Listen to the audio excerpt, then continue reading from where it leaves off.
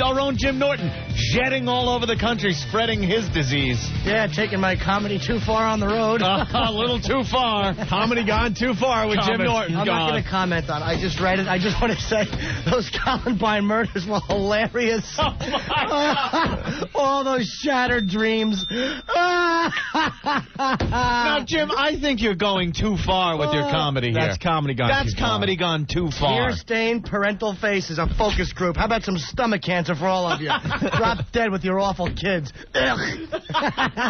F your focus group and your rotten, hypersensitive children. I just read this email, and if I had hepatitis and a squirt gun, I would blast you and your stupid kids. I'm so tired of comedians and entertainers being blamed for your failures as parents. I don't get any credit when these little scumbags are good in math. I don't want to take any responsibility when they put on trench coats on Hitler's birthday, which I'm glad they do. Great point. I don't want credit either. I don't want credit for your children's success. I'm not concerned with your kids. Jim, we needed this Friday. I apologize. I just that's okay. I know. You're like 3 days too late. I know. I'm not trying to get into it. You want to explain it? He's talking about a little letter that we got from a concerned parent. They get together and they talk about... Can I read his name? Can you give out his name? Oh, yeah. Read my transcripts of Friday. You'll see I concur. Brent Richards, his name is. Brent Richards. Good old Brent Brent, Richards. straightening out the community. What an annoying They dad get he might together, be. a bunch of parents, and they form a circle and they discuss radio shows like ours and It's a and parent comedy group. like Jim Norton's. It's a parents group, so what they do is sit around and discuss things they feel affect their lousy children. Yep. And instead of maybe blaming themselves for their own parental inadequacies, they turn around and blame comedy and radio shows, TV, movies, video games, everything else except the fact that maybe their children are building bombs and planning to shoot up their school in their garage, and they have no clue about it until it happens. You neglectful, middle-class scumbags. I have no mercy for any of you. If your kids can't handle the radio, then be firm parents and turn it off or tell them to pony up and get pistols. I'm so tired. I don't care about your dumb kids. Yes. I just don't care about it. effing O. Ugh. We all sit around. And how many of these parents... How many of you take your kids to the church regardless of what these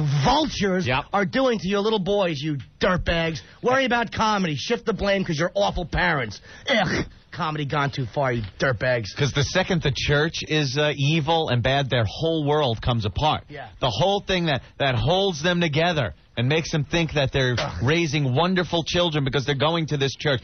The second that comes apart and unwinds, it all comes apart. At least after my act, the kid doesn't have his pants around his ankles doing the duck walk, you jackasses. Body of Jim, amen. That's not wine, and that will come out with a little club soda.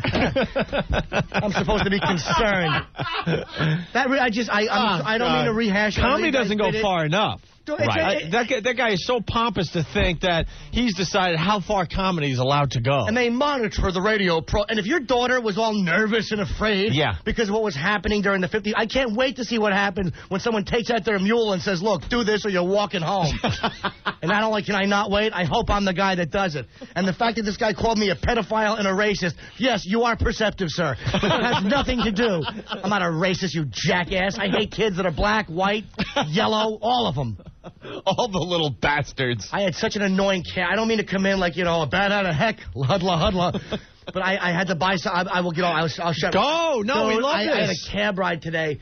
I went down to PC Richards. I had to buy something. Oh, my God, an electronics component? Yeah, my TV came. I got my friend Jay. You decided to start watching TV. Good move. Well, my buddy Jay hooked me in. Thank you, Jay. I went down to PC Richards. Did you hook it up to the aerial on the roof?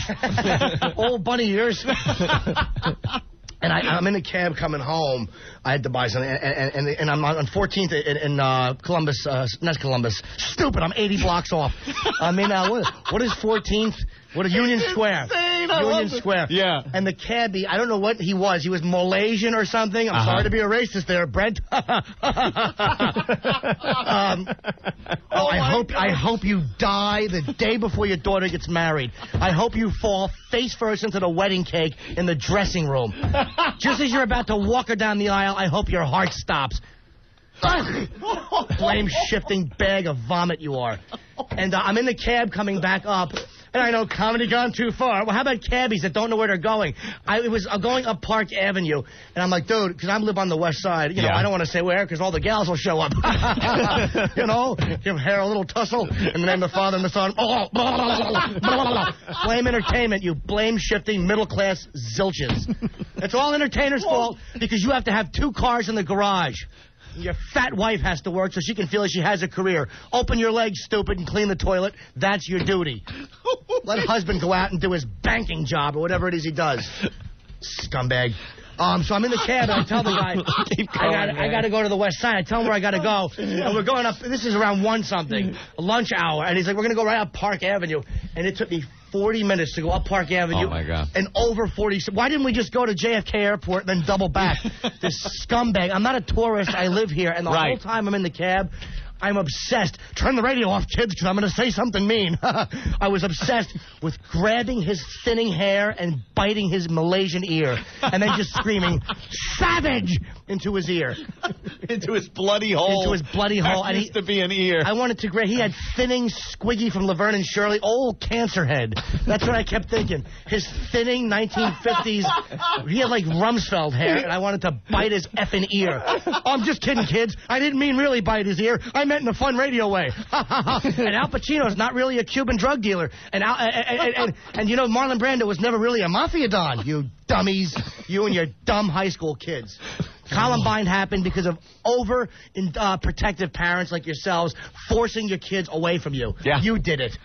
And turning their heads because it can't possibly be my kid. Can't be my kid. Such a great parent. What was John Walker's favorite comedy program? Huh? What was that? Yeah. What did he listen to when he shipped off to Afghanistan to start hating Americans? Yeah, I'm sure it was a radio show. It wasn't the fact that his parents were such dysfunctional pieces of crap that he left and decided to start contributing to a war against all America. And this guy I'll get off this. Imagine, if you will. Imagine if you know you're dealing with a pompous ass when someone says, imagine if you will. This is not Unsolved Mysteries, you jizzbag. Pitiful portrait of a lame-ass, low-life loser. Exactly. Imagine, if you will, in the Twilight Zone. One of your young listeners, imagine, if you will, one of your young listeners performing the same violent acts on women as you profess to find funny. You're right, it wouldn't be funny. I would pull down my trousers and do a little bag whacking if I heard about that. You jag off with stupid kids. We were talking about that same line, and if you have consenting adults, and the guy says to the girl, hey, you want to get in a 55-gallon drum, I'm going to dump stuff on you, you scream a little, and then I pull you out and we have some sex or something. He has a problem with that? Somebody doing the same thing we did here? Did we abduct people from the streets, shove them in a barrel, and start putting food products on them? Contrary to my suggestion, no, I know, exactly. Contrary to what we wanted to do. The way it was presented on the air, and the way it was these girls came in of their own accord and had a great time doing it. It was a lot of fun. The guy doesn't seem to realize that. He thinks we brought them in at gunpoint. Again, one of Jim's suggestions. Yeah, exactly. And did this to him. He's a low-life loser, know nothing. And here's and the thing, you're arguing logically, and logic does no good because what happens is this guy and his group, they're based in dishonesty. They're based in intellectual arrogance and blame shifting. So that you can't argue logically with a garbage they'll just like this. Shift it somewhere else. Whatever. Somewhere else. All I'm going to say is if you're a member of a group like this and you're doing good things for your kids, good for you. But if you're attacking entertainment, I hope your kids are pregnant young and I hope they're failures and then you find out they don't even like this show. And if they can't handle it, they're weak and you're bad parents. Jim, I think Friday, when we discussed this, was it Friday or Thursday? It was Friday, last week whatever, yeah. I recommended, or I had hoped, that as they were sitting around in their little meeting, all their kids in the playroom, playing together, having a little play date, all their kids, with some wholesome stuff on the TV and little cocktail franks maybe that the wives made. They all got together as the men talked about what was best for their kids, and comedy gone over the line, and then the women are making iced tea for the guys, and the kids are all playing with their toys, and a tractor trailer goes awry, plows into the house, killing everybody. Would that just give your heart joy? You know what would give my heart joy? The look on the little puppy's face as he just saw the wheels bouncing over the bodies. The little puppy, all sad. He's just getting his little fur tussled a minute ago. And what happened? Now there's just truck... body parts and toys rolling slowly to a stop. And you know what it would look like, the wheels bouncing? Remember Smokey and the Bandit when Jerry Reed runs over all the motorcycles? Right. The way the tires They just all bounced. Yeah. Hold on the ass, Fred, and the little whole families. And as far as making fun of the Trade Center, you dirtbag, nobody here made fun of the Trade Center. We went off on that. All right. That I mean, really... you can say what you want about this show, whatever, but leave that alone. Again, By the way, who are the people he mentioned? Who? I mean, I don't. Maybe they're very funny. Lauren and Wally. I mean, they sound like barn-burningly funny people. Lauren and Wally are my favorite show up in Boston. Don't speak badly about Lauren and Wally. I knew. I don't know if it's Lauren and Wally. What did he say? The effects you're having on children. I am so. Yeah, I don't effects. care. You know why I don't care? I don't have kids. You know why? Because I blast girls on the face when I'm done. I don't want kids. I don't get the credit for their good deeds. I don't want responsibility for their bad deeds. And I don't want responsibility for their good deeds either. I don't care if the kid's good in math or if he knows what pi squared is or the square root of pi. 22/7. Ugh. Not our problem. And I love the fact that you brought that up. I don't have kids. I don't want kids. I don't want them. I don't like them. I don't want kids. You know why? Because I want to be able to say and do whatever the hell I want without having to worry about a kid. And your job as a parent, when you sacrifice the part of your life that includes having fun and being spontaneous and remembering what it was like to enjoy yourself before you had your children, that's what I enjoy doing.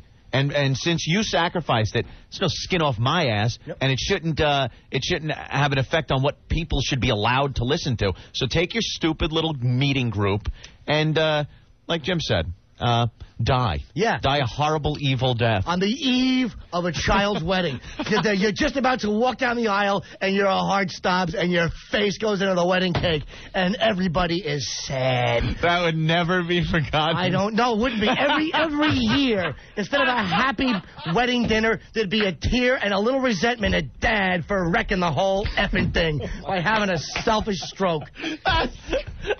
You make me want to vomit. Fantastic. I am so unconcerned. Are you gonna? What was Opie and Anthony on in the early 1900s when blacks couldn't vote? You dummies! It has nothing to do with what the that was us. people World having. War II. Any murders that took place before our show? It's just, all that stuff. All us. I like kids. People say you don't hate kids. I hate parents. I have a nephew. I love my nephew, but you know what? My sister's a good parent, and she's divorced, but her ex is a good father. That's why my nephew does well because he has good parents.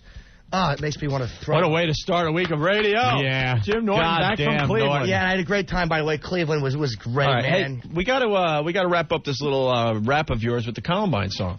Oh, you got one? Yes. Oh, yeah, we do. And you know Yes. what? And in fairness to those parents in Columbine, you know, because Dylan Klebold and Eric Davis, I think Dylan was half Jewish, and the fact that they were Hitler Youth, I mean, why would that make parents suspicious? You know, I'm sure the parents were doing a good job, and it's pretty normal when your half Jewish son throws on a trench coat to celebrate Hitler's birthday. See a little phase they're going through? Yeah, I'm sure everything will be fine in a couple of years. He'll realize him and his little friends are going through a phase where they build explosives and hoard guns to kill their playmates with. And no one ever murdered an animal on the air, by the way. No, we went through that. Yeah, too. we went through every line of that The email. guy is wrong. I banged an animal in Lancaster once, and she was really a fat, awful woman. All right. And I happily put in her balloon knot and put her fat face in the pillow, and she cried, and she thought I loved her. And you know what? Her dad, hopefully, is part of a parent group somewhere. Don't worry, I'm not a pedophile. She was 18. Wink, wink. I love the fact. You're killing me. You can't, 18 years old, you can't have a drink in this country, but you can sign up and go murder somebody in the military, which I'm all for, don't get me wrong. Oh, yeah, but they should be able to drink while they do it. Absolutely. Parents suck. All right, here's a little song from Brother Joe. Here's Dylan who liked an M16 with high-capacity magazines. But Eric liked to build the bombs and race in Allen Littleton. What a crazy pair. They were killers. Yes, psychotic villains all the way.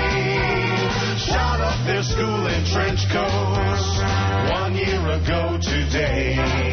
While Dylan picked out a jock, a stick, an effing Jew, some religious chick. Well, Eric was out of control, the shotgun left some gaping holes. What a couple of pricks. They were killers. Yes, psychotic villains.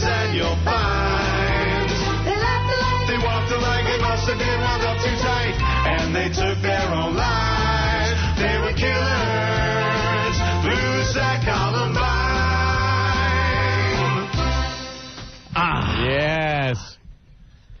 All right. Madcap humor. Is that what you want? A little madcap humor? Did you read that? Yeah. He says, the madcap humor is okay. I have an idea for some madcap humor. How about we take your wife and we shove a horn in her C and then we punch her stomach and it goes, wah, wah. Yeah. Poof. I hope you grow up and your womb is barren. Wow. Hey, look at that. Madcap Was that hurt in the theater? Why don't you dig up Red Skelton and eat his ass? I don't think. Oh, God. I don't know if you can say that. Red Skelton. Leave Red Skelton alone. I have nothing, no problem Red with Red Skelton. And who would want to do that to Red? That's madcap, though. It is, When he dressed like the old hobo. You know, years ago, comedians didn't have to curse to be funny. You know what else they didn't do years ago? Fly from coast to coast in 6 hours. It took 12 days. A lot of things they didn't do years ago, stupid.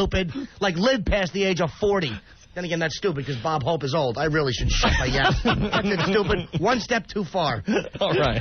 Everyone was on my side, and then me and my meat breasts have to push it one step too far, and I lose everyone. That's it, thin lips. Keep talking. Oh, that Brent is right. I'd like to give him a kiss right on his mouth.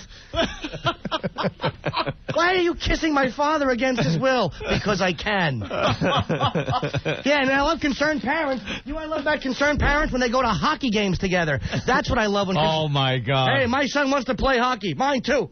All right, well, you're dead and I'm going to jail. Good, I hope they were part of a focus group for parents. It was radio or TV that made him do that. Yeah, exactly. Yeah. And the fact that he was just a big dope.